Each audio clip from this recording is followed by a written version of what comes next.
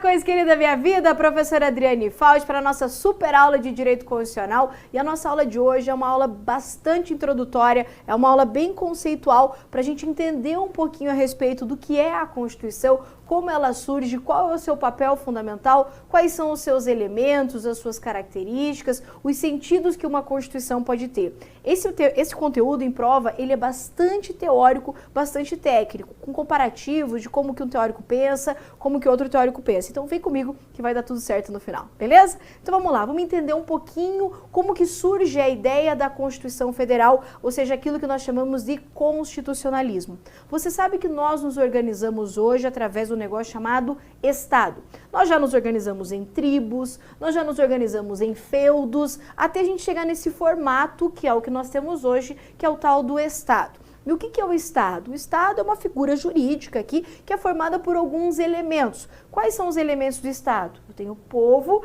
território e soberania. Para que exista um Estado, eu tenho que ter pelo menos esses três elementos: povo, território e soberania. Logicamente, só existe um Estado se eu tiver povo nesse território. Ou seja, eu preciso ter gente aqui dentro. Esse povo são aqueles indivíduos que possuem a nacionalidade daquele Estado. Logicamente que para existir no Estado ele tem que ter um território, um espaço territorial onde esse Estado vai exercer o seu poder, a sua autonomia, a sua soberania. Soberania, então, é esse poder político que o Estado tem de se autodeterminar, de ditar as regras dentro do seu território e, logicamente, ser independente em relação aos demais países. Isso é o que caracteriza um Estado, esses três grandes elementos. Todo Estado é regido, organizado por uma Constituição. Então, a Constituição é o documento que organiza e estabelece as regras fundamentais de um Estado. Todos os estados possuem, então, uma Constituição. Mas foi apenas com o surgimento das chamadas Constituições escritas que surgiu um movimento. Esse movimento, que foi considerado como um movimento jurídico, político e ideológico, que começaram a estudar a Constituição. O nome desse movimento ficou chamado como constitucionalismo. Então, o constitucionalismo, ele surge, então, de uma ideia de se estudar a Constituição, a sua organização, o seu movimento, para que ela serve a partir do momento que nós tivemos, então, constituições escritas.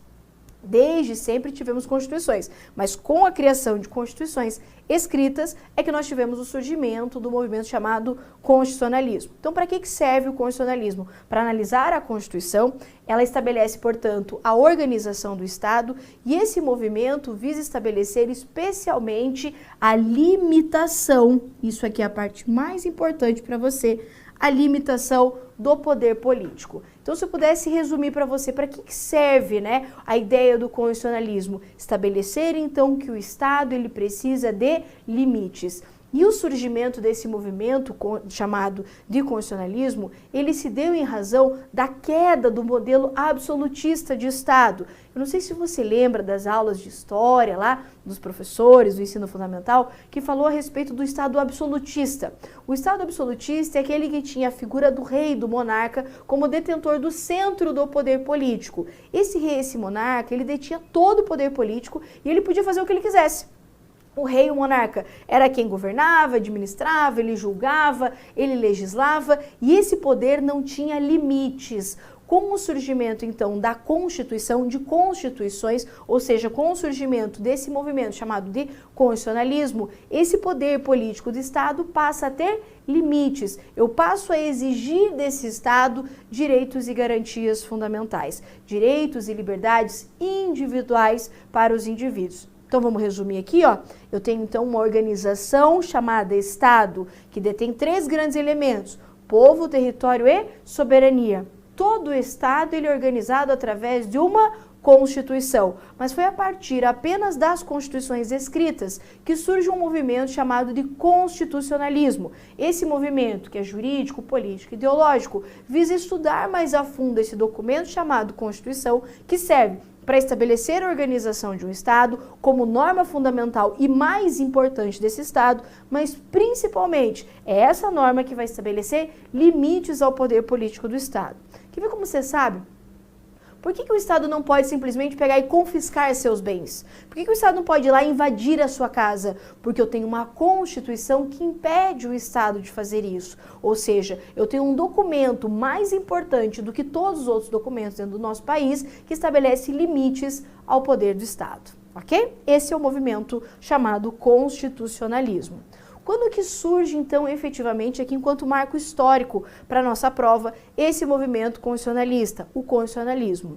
O constitucionalismo ele surge aqui na doutrina, principalmente com as constituições americanas e a Constituição Francesa. A Constituição Americana de 1787 e a Constituição Francesa de 1791. Essas constituições, elas foram marcadas por alguns ideais. Quais ideais? Ideais iluministas e do liberalismo econômico. Então veja como faz muito sentido, e aqui eu preciso só que você resgate um pouquinho da história, só para não ficar decoreba demais, ficar mais fácil de você acertar as questões na prova.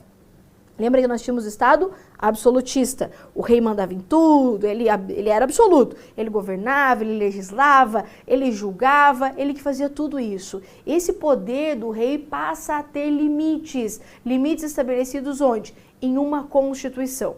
Veja que quando o rei passa a exercer, então, o seu poder, eu preciso estabelecer contra o rei limites. Como que eu estabeleço esses limites? Como que eu digo para o Estado, não, você não pode invadir esse meu espaço, você não pode entrar na minha casa, você se quiser me aplicar uma pena, alguma coisa, você tem que me garantir um direito de me defender. Como que eu faço para exigir isso do Estado? Eu preciso de direitos e garantias individuais. É apenas através das liberdades, dos direitos e das garantias individuais é que eu estabeleço, então, essa limitação para o arbítrio do rei. Por isso que nessa fase da história da humanidade, nós temos o surgimento do liberalismo. O Estado, ele passa a não ser um Estado intervencionista, ele deixa as pessoas exercerem as suas liberdades. Então, para a nossa prova, quais são os ideais que marcaram o surgimento do constitucionalismo? Ideais do iluminismo e do liberalismo, especialmente aqui a ideia do liberalismo econômico,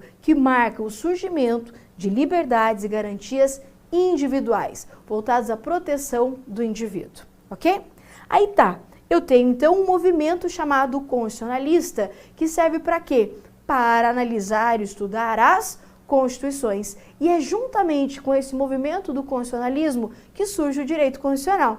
Então o direito constitucional nada mais é do que um ramo do direito, uma ciência jurídica, portanto, que estuda, que tem como objeto o estudo da Constituição. Então, para que serve o direito constitucional? Para estudar essa norma que organiza, estabelece as principais regras de um Estado, que é a chamada Constituição Federal. Além disso, ele é um ramo do direito público. Na tua prova, pode vir dizendo que o direito constitucional é um ramo do direito privado. Errado. O direito constitucional é, portanto, um ramo do direito público, que tem como objeto o estudo do texto constitucional. Ok? Vamos ver comigo na tela, eu quero que você acompanhe comigo rapidinho, a leitura ali do conceito de direito constitucional trazido pelo professor José Afonso da Silva, que é um dos conceitos, na minha opinião, mais completos que tem. Beleza? Vai lá comigo então na sua tela que diz assim, ó.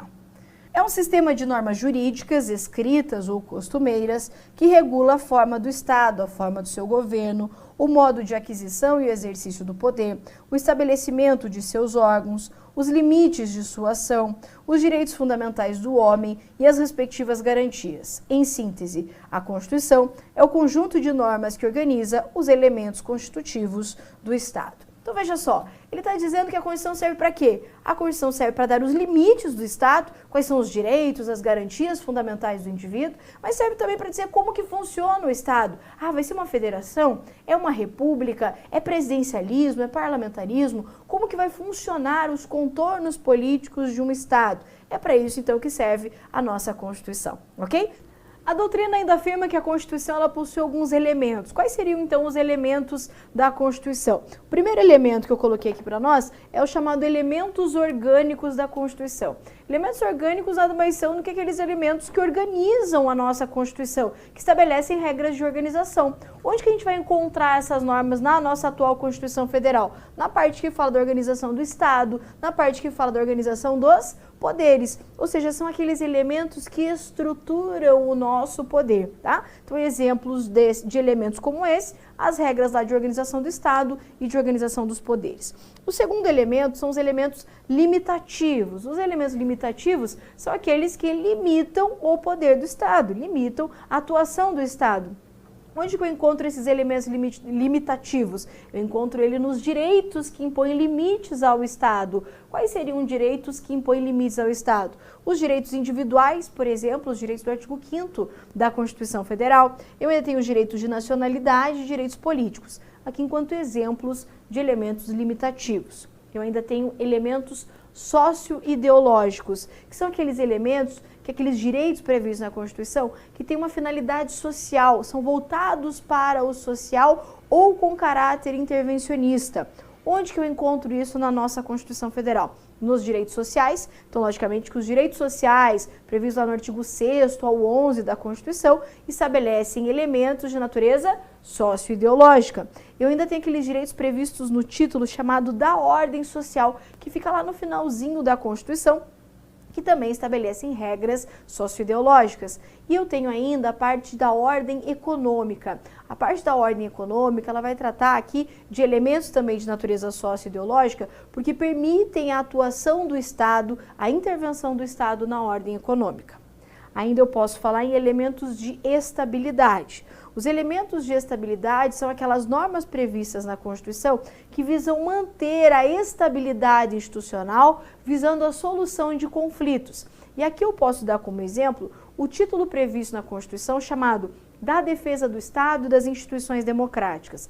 Esse título, ele vai falar a respeito da possibilidade de estado de defesa, estado de sítio, atuação muitas vezes das Forças Armadas, dos órgãos de segurança pública, tudo isso visando a ideia de estabilidade da ordem constitucional. Posso ainda mencionar o artigo 34 da Constituição, que fala a respeito da intervenção federal. Tudo isso são regras, são formas que a Constituição estabeleceu para manter a sua estabilidade. E por fim, o último elemento, eu tenho os elementos formais de aplicabilidade, que são regras previstas na Constituição de como ela deve ser aplicada. Exemplos disso, eu tenho o ato das disposições constitucionais transitórias, que é o chamado ADCT. O ADCT, ele estabelece regras de transição, ou seja, como que você vai aplicar a nova Constituição nessa fase de transição da Constituição antiga para a nova. Eu ainda tenho o artigo 5º, parágrafo 1º da Constituição Federal, que vai determinar que as regras, as normas definidoras de direitos e garantias fundamentais têm aplicação imediata. Então, esse último elemento aqui, ele vai nos dizer, vai trazer regras na Constituição de como ela mesma deve ser aplicada, ok? Veja que isso é uma classificação meramente doutrinária, não existe aqui elementos certos ou elementos errados, porque existe uma classificação e essa é a classificação mais utilizada nas provas, ok? Por fim, nós vamos falar a respeito dos sentidos da Constituição. A Constituição, ela pode, dependendo do filósofo que pensou, né, na Constituição, ela pode ter várias concepções ou sentidos diferentes. O primeiro sentido que a gente pode analisar aqui é o sentido chamado sociológico. Quem definiu esse sentido foi o filósofo Ferdinand Lassalle. Para Ferdinand Lassalle, a Constituição ela só teria sentido se ela representasse, se ela refletisse a somatória dos fatores reais do poder. Ou seja, a Constituição só pode ser considerada como Constituição, ela só tem sentido se ela refletir o social, se ela refletir o que ocorre na sociedade. E ele dizia, inclusive, que caso a Constituição não reflita, de fato, esses fatores sociais, a Constituição, na verdade, seria uma mera folha de papel, tá? Então, essas frases são bem importantes. Quem definiu o conceito sociológico da Constituição? Um cara chamado Ferdinand Lassalle. Para ele, a Constituição, ela existe se ela for a representação desses fatores reais do poder. Quem são os fatores reais do poder? A própria sociedade. Se ela reflete isso, é uma boa Constituição. Se ela não reflete isso, ela é uma mera folha de papel. Ainda nós temos mais filósofos pensando nos conceitos, nos sentidos da Constituição. E o segundo sentido que a gente vai analisar é o chamado sentido político. Quem desenhou essa forma de pensar a Constituição, de entender a Constituição, foi o filósofo Carl Schmitt. Para ele, a Constituição nada mais é do que uma decisão política do poder constituinte. Aqui não quer dizer que tem que refletir sociedade, que é a soma de fatores reais, não é nada disso. É uma decisão política naquele momento específico, feita por quem detinha o poder, que é o poder constituinte, ou seja, por quem tem a capacidade, então, de criar uma nova Constituição. Ele ainda dizia que a norma constitucional ela pode ter um sentido material ou um sentido formal. O que é isso? Ele dizia que as normas constitucionais elas teriam um sentido material quando elas tratassem de normas materialmente constitucionais. O que é isso? É assim, ó. Para ele, norma constitucional, ou seja, Constituição em sentido material, seriam aquelas normas presentes na Constituição que tratam de coisas que é típico de uma Constituição. Por exemplo, direitos fundamentais, a parte de organização do Estado. Isso seriam normas com natureza de sentido material, ou seja, normas materialmente constitucionais. Mas ele também falava em sentido formal, ou seja, normas formalmente constitucionais. Para esse sentido aqui, para que uma norma seja ou não constitucional, para que ela seja então constitucional, basta que ela esteja na Constituição, não importando o seu conteúdo, o que importa é apenas a sua forma.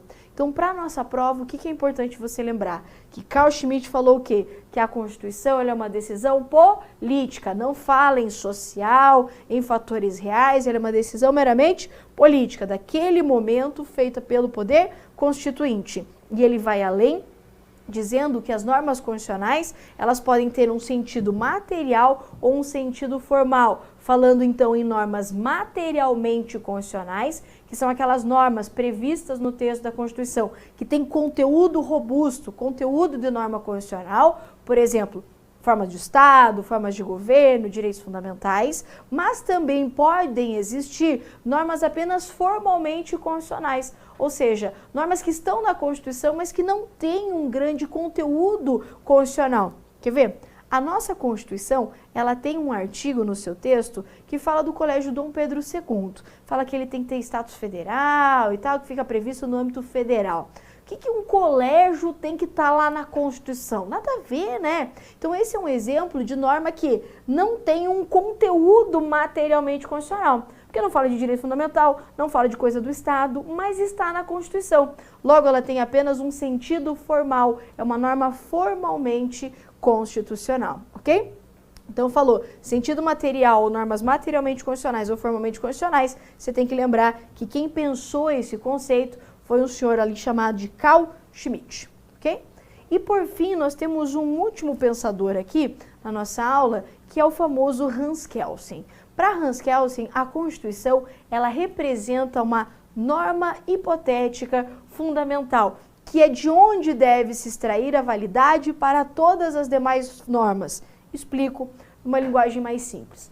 Para Hans Kelsen, o que importa é que a Constituição é algo que deve ser alcançado, não necessariamente tem que refletir valores da sociedade. Ao contrário, Hans Kelsen estabelece uma dissociação, ou seja, um distanciamento entre o social e aquilo que deve existir. Por isso ele faz uma diferença entre o mundo do ser, o que é na realidade, e o mundo do dever ser. Por isso que ele fala que a Constituição é uma norma hipotética fundamental, ou seja, aquilo que nós devemos buscar, aquilo que fica no mundo do que deve ser realizado.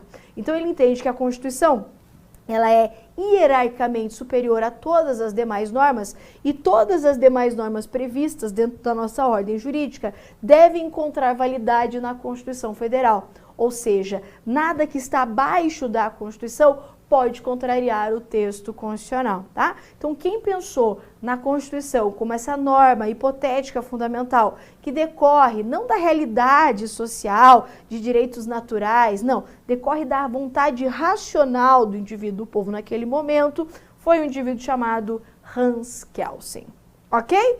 Beleza! Gente, você vai ver comigo nas questões que não é nada difícil. O importante é você ter essas palavrinhas-chave que nós colocamos no quadro aqui para conceituar o que cada filósofo pensa, ok? Então vamos comigo para a gente resolver algumas questões e ver se você entendeu o que significa essa parte aqui mais teórica. Vamos lá para a primeira questão.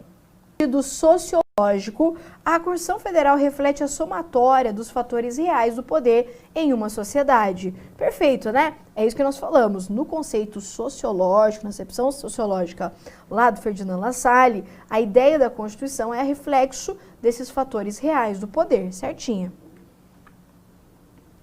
CESP 2018. A possibilidade de um direito positivo, supraestatal, limitar o poder legislativo foi uma invenção do constitucionalismo do século XVIII, inspirado pela tese de Montesquieu de que apenas poderes moderados eram compatíveis com a liberdade. Então aqui ele está falando um pouquinho do surgimento do movimento constitucionalista que estabelece aquilo, como vimos, a limitação do poder.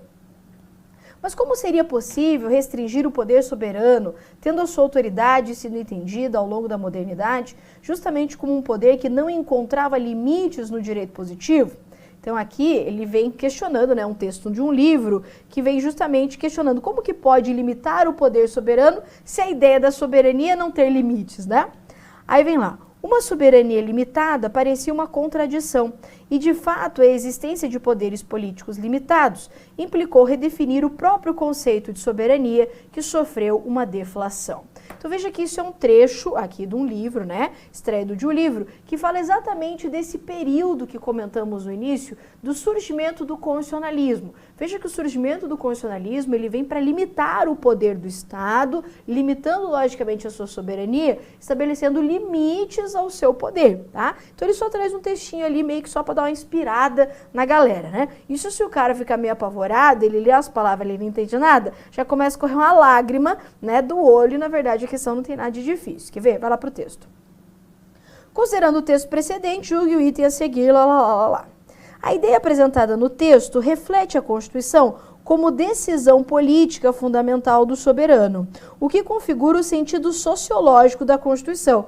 Veja que, na verdade, não precisava nem do texto em si, né? Porque a gente sabe que, no sentido sociológico, ele não casa essa palavrinha com decisão política. Lembra que o conceito político da Constituição é que entende que a Constituição é uma decisão política. No sentido sociológico, a Constituição ela é reflexo dos fatores reais do poder. Então, por isso, errada essa questão. Tá? Então veja que não é difícil, é só porque decisão política, pensamento do Carl Schmitt, enquanto sentido sociológico era lá do Lassalle, e elas são logicamente incompatíveis.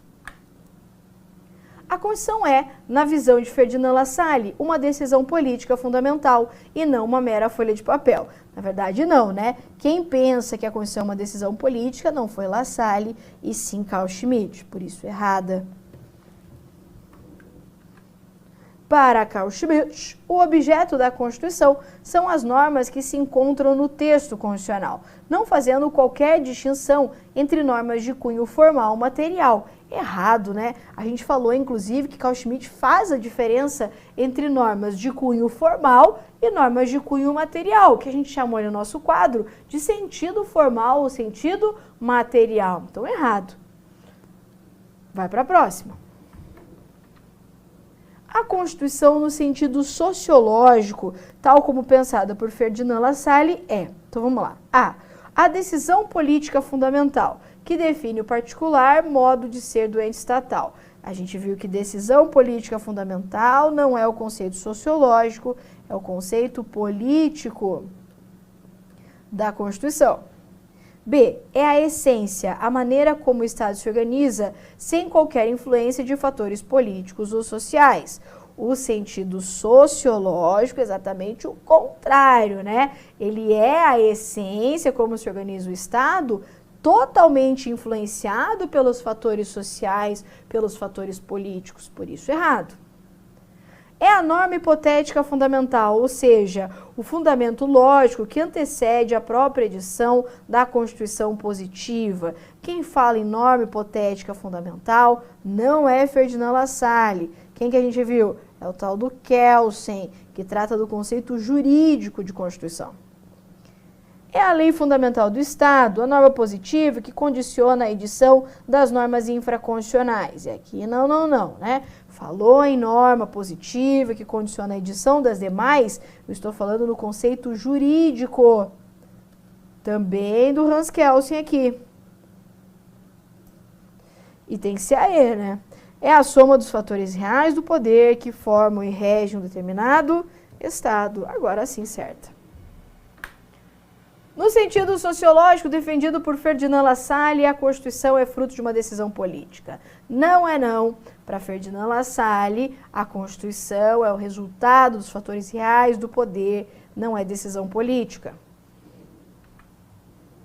Assinale a alternativa que apresenta o autor que compreendeu a Constituição principalmente a partir do seu sentido jurídico. Quem pensou no sentido jurídico é o tal do Hans Kelsen. Por isso, é a letra E. Veja que as questões cobram de fato o conhecimento dos filósofos. Considerando os diferentes conceitos de Constituição abordados sob a ótica peculiar de diversos doutrinadores, analise as seguintes manifestações sobre o tema. 1. Constituição é a soma dos fatores reais do poder que rege uma determinada nação. Quem falou isso, que a gente já sabe agora, decora e salteado, é o tal do Lassalle. Constituição é a decisão política fundamental, sem a qual não se organiza ou funda o Estado. Falou decisão fundamental, a gente está falando do seu Schmitt. Não é isso? Tá. Assim, é correto afirmar que os conceitos 1 e 2 podem ser atribuídos respectivamente para quem? Aí nós temos que achar a alternativa para Lassalle e Carl Schmitt, ou seja, a letra D. É bem assim que nós fazemos prova. A Constituição deve ser a somatória dos fatores reais do poder dentro de uma sociedade. Do contrário, seria ilegítima uma simples folha de papel. O conceito constante do enunciado refere-se ao... Ele quer saber qual o conceito que se refere a essa expressão. E a gente viu que essa expressão se refere ao sentido sociológico de Ferdinand Lassalle. Por isso a letra C. Veja como o Lassalle bomba, né? Concebido por Ferdinand Lassalle, o princípio da força normativa da Constituição é aquele segundo o qual os aplicadores e intérpretes da Carta, na solução das questões jurídicos constitucionais, devem procurar a máxima eficácia do texto constitucional. Então ele está dizendo aqui, ó, que para Lassalle, a força normativa da Constituição, ela está no próprio texto constitucional. E, na verdade, esse não é o pensamento de Lassalle, esse seria o pensamento de Kelsen. Por isso, errada.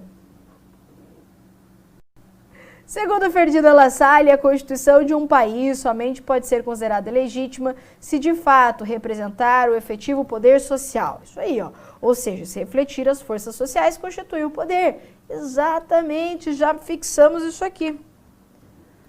A concepção sociológica elaborada por Ferdinand Lassalle considera a Constituição como sendo a somatória dos fatores reais do poder, isto é, o conjunto de forças de índole econômica, índole política, econômica e religiosa que condiciona o ordenamento jurídico de determinada sociedade. Perfeito, né? Então ele fala a somatória dos fatores reais que podem ser o quê? Políticas, econômicas, religiosas, etc. No tocante ao tema conceito de Constituição, existem pensadores e doutrinadores que formularam concepções de Constituição segundo seus diferentes sentidos. Consequentemente, é correto afirmar que Ferdinand Lassalle, Carl Schmitt e Hans Kelsen estão ligados às concepções de Constituição, respectivamente, nos sentidos. Então ele quer só que você faça, tipo, ligue os pontos ali, né? Qual é o sentido de cada um desses doutrinadores? Vamos fazer aqui separadinho? Ferdinand Lassalle, o conceito a gente viu que é sociológico. Carl Schmitt, o conceito ele é político. E para Hans Kelsen, o conceito ele é jurídico. Vamos ver a alternativa? Substancial, sociológico, político e jurídico. Exatamente a letra B. Ok? Era isso aí. Viu? Parece meio chatinha, né? Os teminhos, eu não vou conseguir decorar aquilo ali é meio chato. Mas você vê como as questões elas se repetem, elas são sempre da mesma forma, com essas palavrinhas-chave que a gente conseguiu destacar ali no quadro, no seu material. Eu tenho certeza que você vai fazer uma excelente prova. Beleza? Isso que nós tínhamos para a nossa aula de hoje. Espero mesmo que você tenha gostado.